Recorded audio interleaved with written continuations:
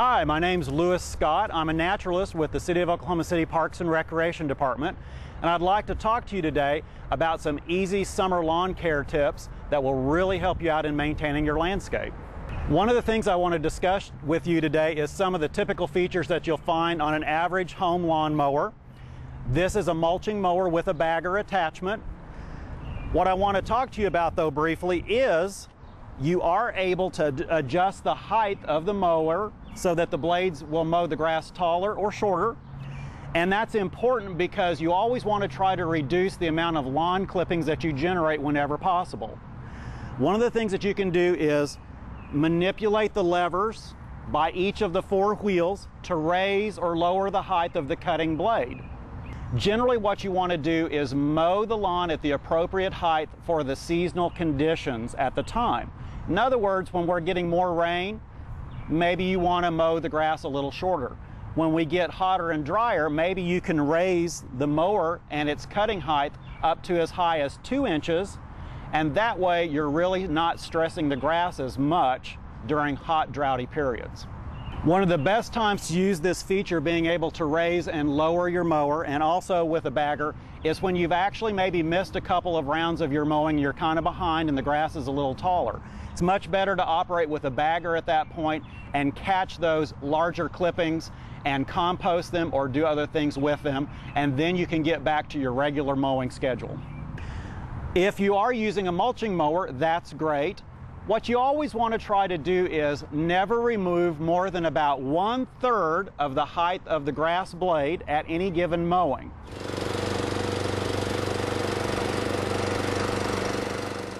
Another thing that'll help you mow your lawn more effectively is if you can change your direction of mowing at least 3 or 4 times and then repeat that pattern. Because as you mow, the grass has a tendency to want to lay down in one direction in which you're mowing.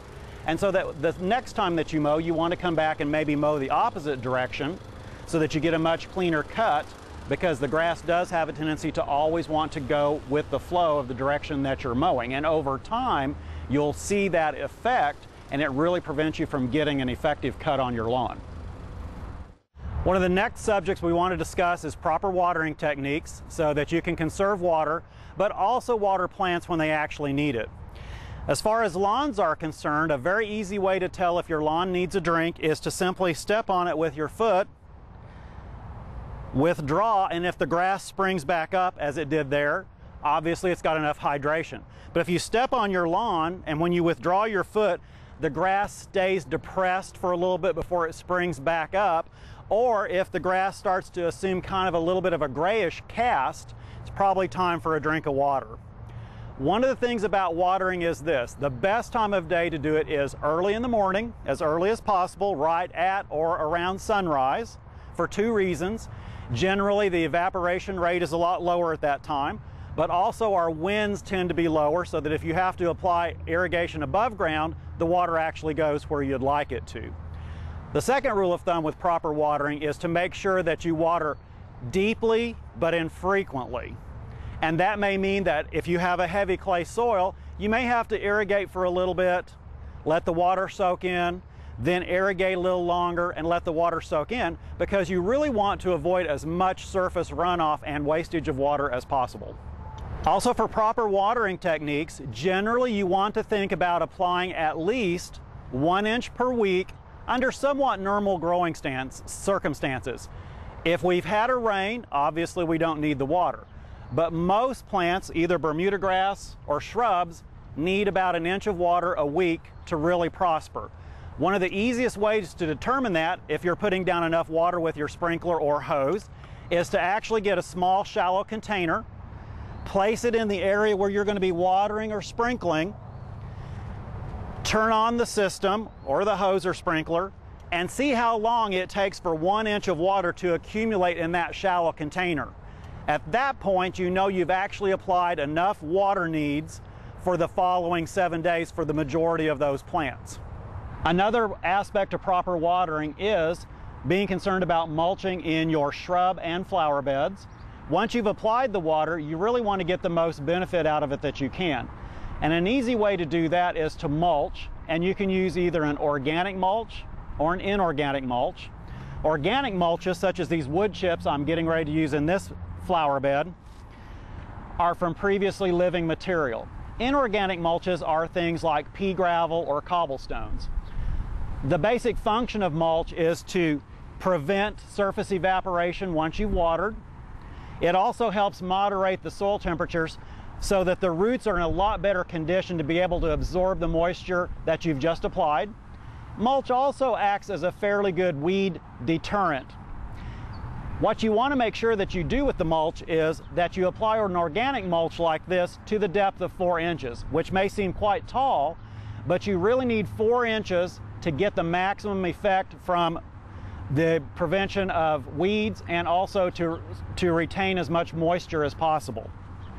In your flower beds or shrub beds, one of the indicators that they need watering is the leaves will either begin to yellow or maybe droop slightly, and that can be a good indicator that they may need water. However, the best way to determine if your flower bed or shrub bed needs watering is to actually take your finger, work it into the top inch or so of soil, and if it feels dry to the touch, you may need to water. The thing you need to remember is that flowers and shrubs will also yellow leaves and droop leaves with too much water. So really, your finger is the best guide. Just go over, test it to about 1 inch or so. If it is dry, you really may need to water. If there's good moisture, then you need to be concerned maybe you're watering too much. And again, you want to water deeply, but infrequently. We hope these tips will help you have an easier time of taking care of your home landscape over the hot months of the summer. Please again remember 3 basic things.